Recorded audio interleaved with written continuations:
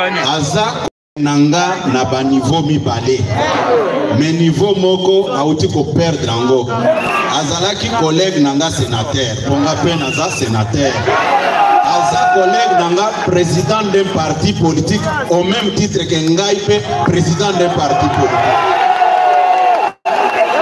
c'est-à-dire bokotisa tata mokonza ekolo na ba makambo wana te etali eta place moko te puisque batu baza kobosana mbala moko tango asalaki interview na ye na anglais. Je pense que na répondaki puisque c'est mon collègue président d'un parti politique au même titre que ngai bosako kangai.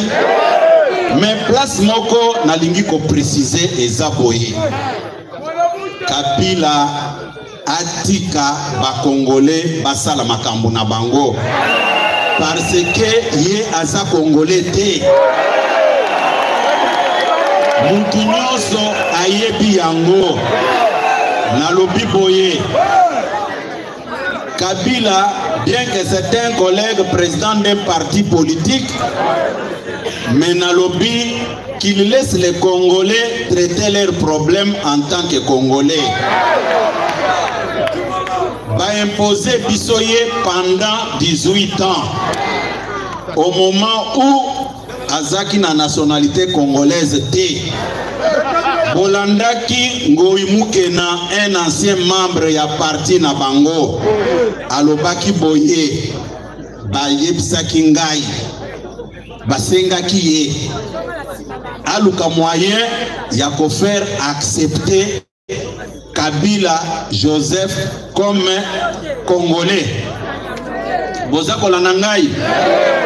Soki bozongi na prestation de serment na ye bokoyoka aza kolobaka kombo na ye Joseph Kabila. Kombo ya Kabange ezalaki te. C'est après avoir réfléchi, après avoir pensé comment trahir les Congolais, bayaki kobakisa Kabange. D'où par conséquent, à partir de ce soir, Nazako lancer un appel à M. Kabila de laisser les Congolais traiter leurs problèmes sans discussion, puisque nous Congolais, nous allons nous entendre un jour, contrairement que yé sujet rwandais au bakoti la kibiso awa. l'UDPS viva. Et lelo na ko clarifier makambo oyo. Batu bakondanaki tata mokonza ekolo tangu kobenga ye mon frère. Boza ko kangai. Boye bayango. Politique nyonso eza na ba stratégie na yango. En tant que mopaya abandaki ko contrôler armée na biso. Azalaki na ba moyens nyonso possible ya koboma ba congolais. Nous étions obligés de les gérer de cette manière-là. Il n'y a aucun mal. Bozako la nangai, bozako la nangai, ezana batu. Oyo bakendaki kobimisa ba photo. Tango mokonza mboka azana ba rencontre ya minene. Azako simba banoko na ye, azako solola na Kagame. C'était une façon ya ko gérer parrain na ye oyo atiaki awa.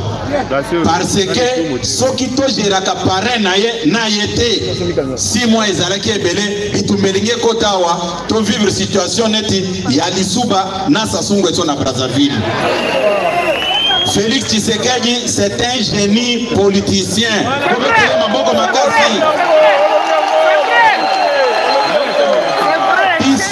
Biso ba disciple na ye.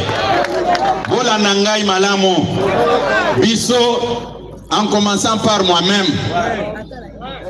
Naya Kabino, nayebisa Kabino place oyo. Nayebisi bino ke Kabila za sérieux. Yango te. Ezalaki façon ya ko caresser ye ayebake basi bandimi ngai. Bozako kangai. tovanda na ye tolia na ye pona ko protéger pouvoir oyo na koyebisa bino ke eza te ke okende na réseaux sociaux oloba biso tozwaki risque ya kokende pa monguna kovanda na ye boza koyoka ngai navandi na ye na Kingakati navandi na ye na GLM nyonso wana ezalaki te ke po tolingaki ye toyebaki bien que nous avons affaire à un sujet rwandais boza kolanda ngai toyaka tina ba photo totiaki yango awa.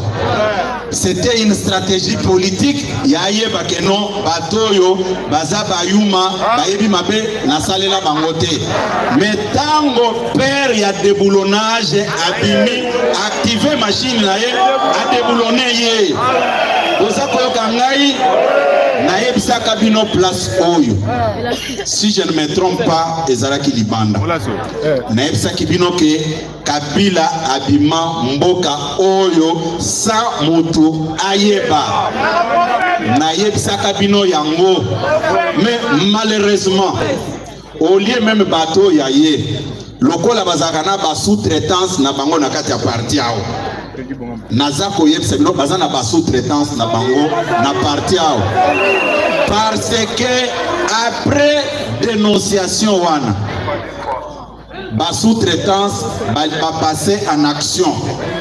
Nde bomoni phénomène ya ba mombondo ba frondeur et puis na kati awa.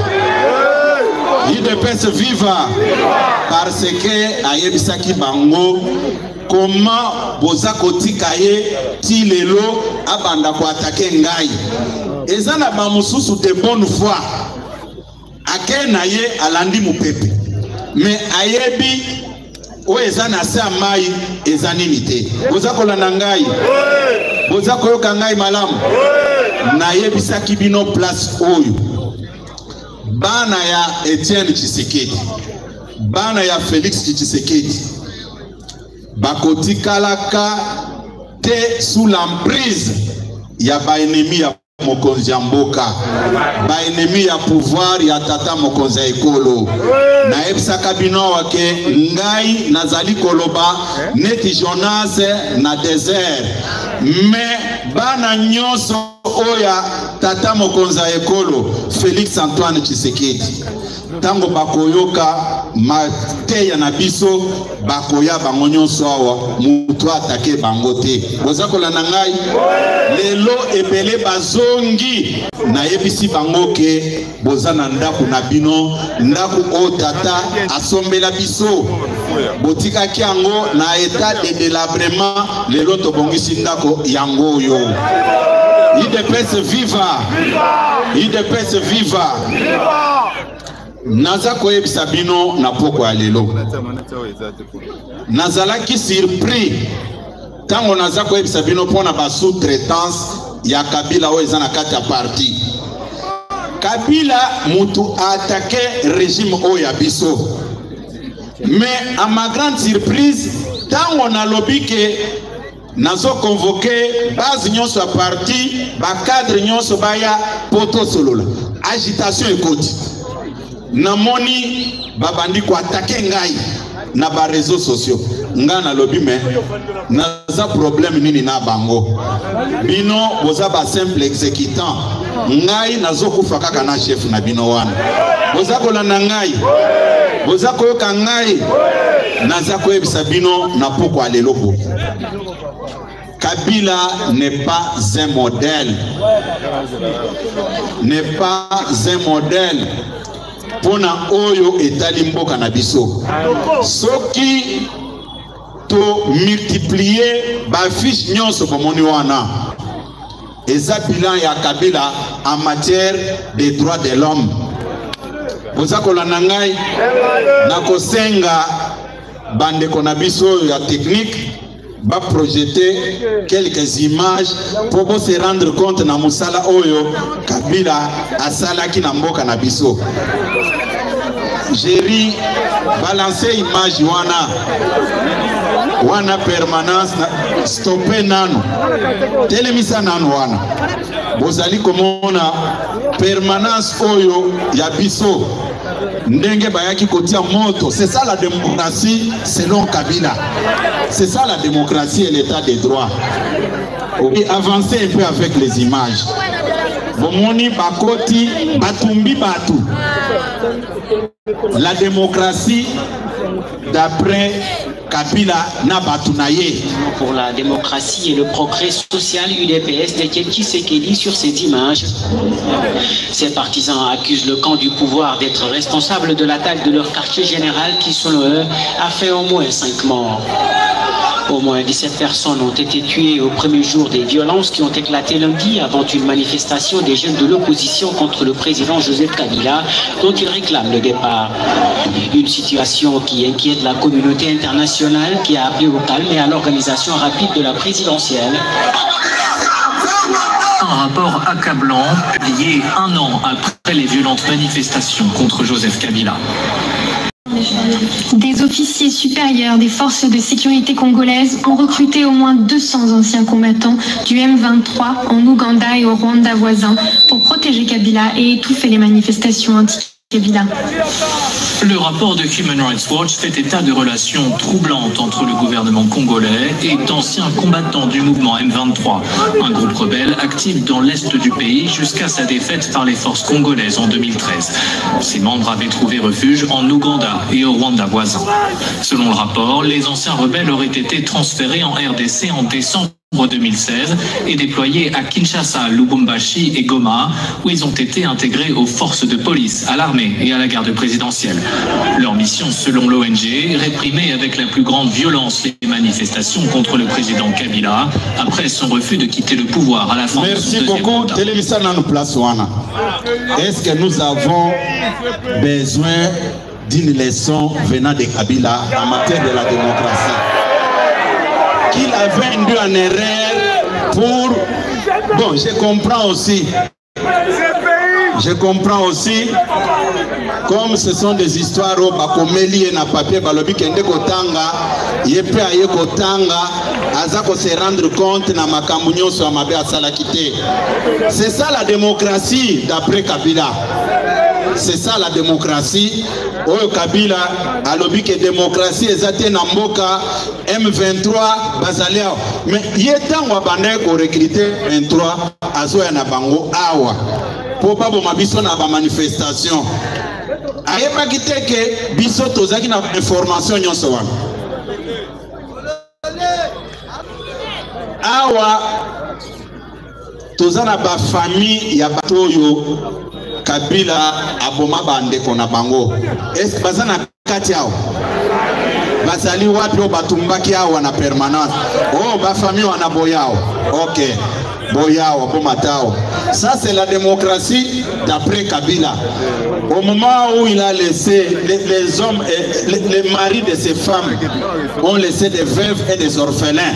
Parce que Kabila yé lelo aïpe sabiso leçon ya démocratie.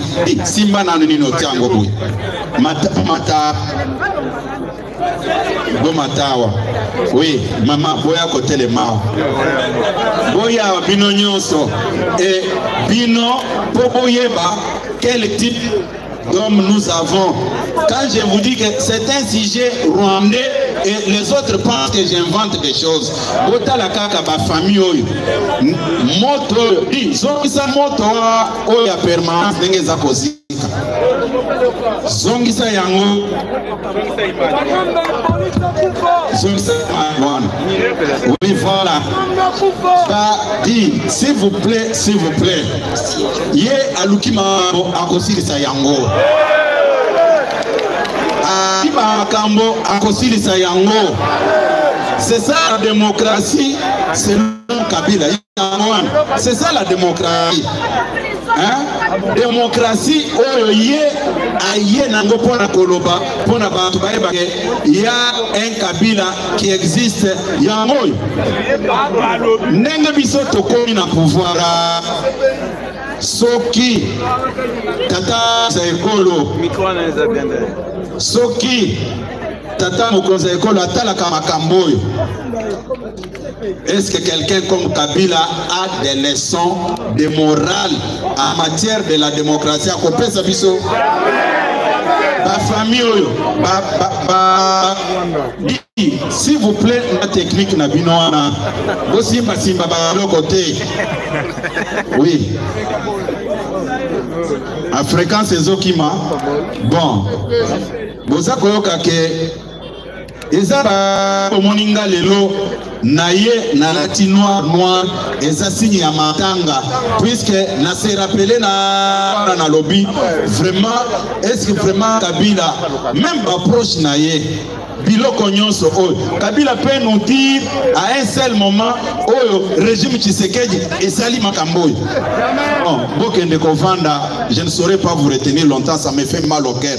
Tala mwana botala nan mwana oyo batumba papa na ye bana nyonso bakoli batumbi ba parents na bango mabe ba parents na bango basalaki ezali wapi wana o ate oboko boyo wana zo image wana s'il vous plaît papa ya telemi wana ata leki ya papa na ngai babomaka ye azosombela mwana kiti na pharmacie na Masina le 26 novembre babeta ye masasi nyonso wana d'abord même ebembe na ye na système na bango ezalaki soki babomi balokoti baki obwaka na mai ebembe na ye ebikaka puisque babomaki ntango babomi ye batie na bamemi yango na butu babando boka na mai lekaki ebele ya bango etikali baki koboka na morgue ya mama yemu pona même kopesa na botani eseleki na pe na correspondance au ministre na bango ya santé ya période wana akomeli ba hôpitaux nyonso akomeli ba médecin directeur que mutu nyonso azaki atteint par balle bapesa corps na ye te ba corps ya ba congolais belé babwakaka ngo na mai oyo tellement que bamonaki que pression ezalaki makasi bayaki kopesa nga corps ya papa leki nanga tokende kokunda ye avec beaucoup de peine bota la batte. C'est ça la démocratie que Kabila nous apprend. Ça vraiment vous nos amis journalistes prenez ces images. C'est ça ma réponse. Je n'ai pas besoin de faire beaucoup de commentaires. Moi je parle avec des images à l'appui. L'autre bâtiment là Mawana bozota awa bozota la batunyo swana na makila. C'est ça mutuneti Kabila na ba pays sérieux mutuneti Kabila ko kolobate. Na lobby Kabila pensait que le fait to vanda na ye to lia na ye to beta masolo que on avait déjà oublié ça.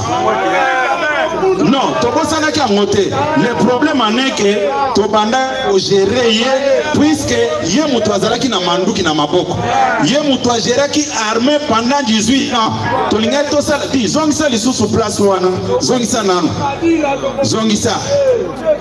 Non, lekisa lisusu mo muke. Lekisa lisusu. Puisque tozana voilà, telemisa wana. Tango bozo tala wana eza permanence na biso ya kala o ezalaki na 10e iri. Permanence na biso na 10e iri. Ba jeune o baza côté wana babomaka bango na ndi. Ba corps na ba corps o bozo mona eza na se za ba corps oyo bayaki koiba. Ba corps o boyoka ke bayiba ki 3 corps na permanence yango wana. Puisque à l'époque ngai comme je vous ai toujours dit que naza témoin vivant yaba makambo epelé nayebi yango à cette époque là tobandaki ko travailler na mama ire nazaliao mama o nde mutu azalaki na trésorerie à parti ngai na communication barchive nyonso je vous informe barchive nyonso mutu agardaka yango ezali ngai. À un moment donné, quand on a la capé, bana o ba ilobi lobi awa, abandi ko finga yo, na lobi bon, c'est par manque d'information, avinga ndenge a ezin ko finga. Il peut se vivre, c'est-à-dire spécialité na bango ezalaki ya kotumbaka ba permanence ya IDPS. bomoni permanence ya 10e irisir Zignas yango wana batumbi ba biloko nyonso balongoli ba porte nyonso ya permanence ba mimi ba archive nyonso bakenango nde démocratie Kabila za ko apprendre biso yango wana